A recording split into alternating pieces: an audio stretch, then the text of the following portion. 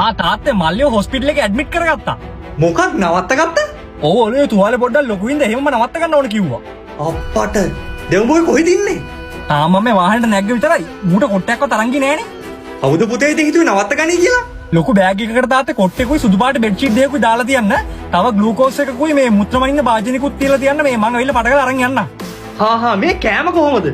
කෑමට ඉන්දියාප්ප 15කුයි මාළු කිරි හොද්දකුයි බිත්තර දෙකක් තම්බලා තියන්න කට්ට සම්බෝලයක් එක්ක. ಜಾති ගොඩයි නේ. අම්මට දැන් දෙන්න නැගිට ගන්න බැරි වෙන්නේ අර උණත් එක්ක. කමන්නේ මම මොන හරි කරන්න මේක ඊට වඩා වැදගත් නේ. උඹ හිමීට ගෙදර යන්න අතරම් පුතේ. හොඳ වෙලාවට ලොකු පුතා ගෙදර හිටියේ. රත්තරන් පුතා ගෙදර ඉන්න පරක්කු නිසා තාත්තායි කෝල් කරා. රත්තරන් පුතේ කොහෙද ඉන්නේ? දැන් නම් මේ ගේ ගාව මේ මල්ලිට ලුණු කැඳ එකක් හදලා තියනද මට කලින් කියන්න බැරි වුණානේ. ලුණු කැඳ? ඉතින් මේ ඉන්දියාප්ප තියනවනේ. ඉන්දියාප්ප හදන්න කිව්ව මට කන්න. උඹ දෙන්නේ දියර જાති විතරයි. මොන්න වරෙන්කෝ ගෙදර උඹ? එන වෙනවා තව විනාඩියයි. මේ මාළු කිරි හොද්දට තාත්තේ මිරිස් ටික කඩුවෙන් දාන්න එක නැත්නම් මට වඩ දෙවිල්ලට ඒවි. ඈ?